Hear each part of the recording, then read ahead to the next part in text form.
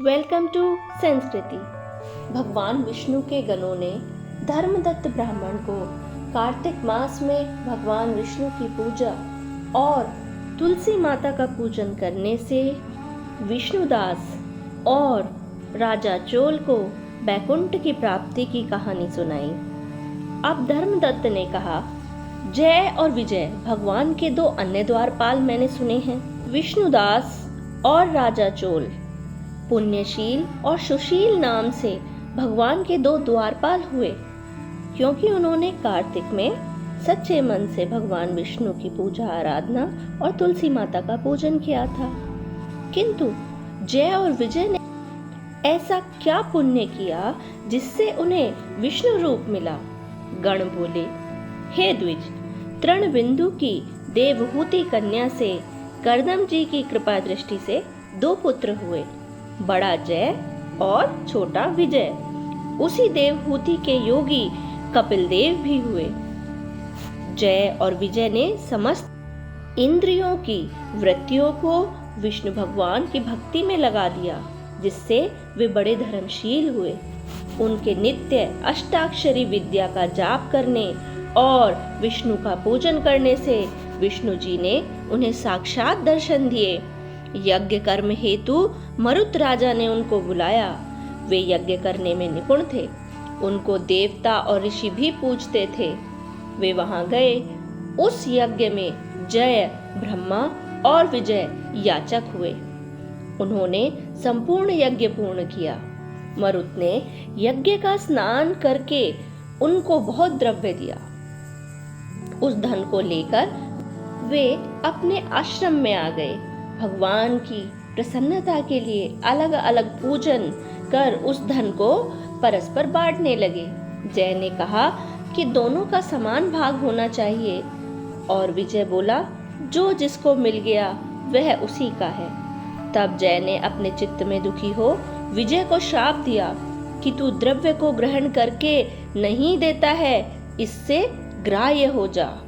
विजय ने जय को श्राप दिया कि तूने मद में भ्रांत होकर मुझे श्राप दिया, तू हाथी हो जा। जब वे दोनों नित्य पूजन के समय भगवान के दर्शन करके उनसे सारा समाचार कह शाप की निवृत्ति मांगने लगे। वे कहते, हे स्वामी, हम आपके भक्त हैं और शाप के वश ग्राह और हाथी योनि में कैसे जाएं? इससे हे कृपानिधे, इस शाप को लौटा दीजिए। श्री भगवान बोले कि मेरे भक्तों का वचन कभी मिथ्या न होगा, मैं उसको कभी नहीं लौटा सकता। पहले प्रहलाद के लिए खम्भ से प्रकट हुआ, फिर अम्बरीश के वचन से 10 प्रकार से प्रकट हुआ। इससे तुम दोनों अपने अपने किए हुए शापों का अनुभव करके ही मेरे पद को प्राप्त करोगे। यह कहकर हरि अंतर ध्यान हो गए। गण बोले, फिर वे दोनों ग्राह और गज बने। कार्तिक पूर्णिमा के दिन गंडकी में स्नान करने के लिए गजराज गए।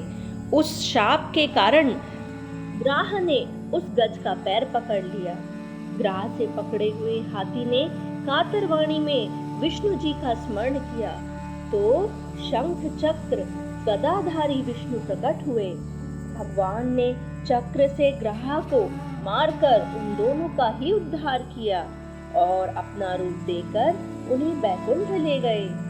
तभी से वह स्थान हरि क्षेत्र हो गया।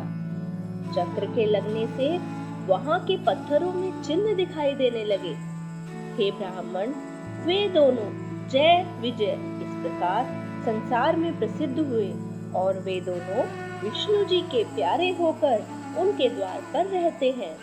इससे हे धर्मज्ञ, तुम भी नित्य विष्णु के व्रत में स्थित होकर मत्सरा और कपट छोड़कर समदर्शी हो जाओ। सदा तुला, मकर और मेष के सूर्य में प्रातः काल स्नान कर एकादशी का व्रत और तुलसी के वन का पालन करो। ब्राह्मण, गौ और वैष्णवों की सेवा करना, सदा मसूर, कंजी, बैंगन का त्याग करना।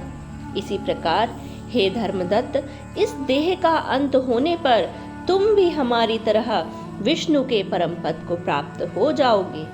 जन्म से किए गए इस व्रत से यज्ञ, दान, तीर्थ ये कोई अधिक नहीं है।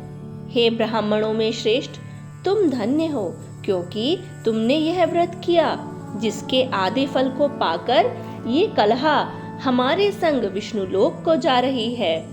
नारद जी बोले, इस प्रकार धर्मदत्त से कहकर और विमान में बैठकर वे दोनों कलहा समेत बैकुंठ को गए।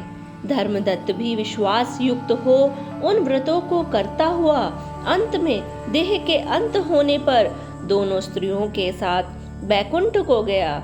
इस इतिहास को जो पुरुष स्त्री सुने और सुनावे, वह भी जगत गुरु की कृपा से भगवान के समीप पहुंचाने वाली भक्ति को प्राप्त होता है। इस प्रकार कार्तिक महात्म्य में 23वां अध्याय पूर्ण हुआ। ओम नमो भगवते वासुदेवाय। आगे का प्रसंग जानने के लिए जुड़े रहिए हमारे साथ। मिलते हैं अगली वीडियो में। Thank you for watching.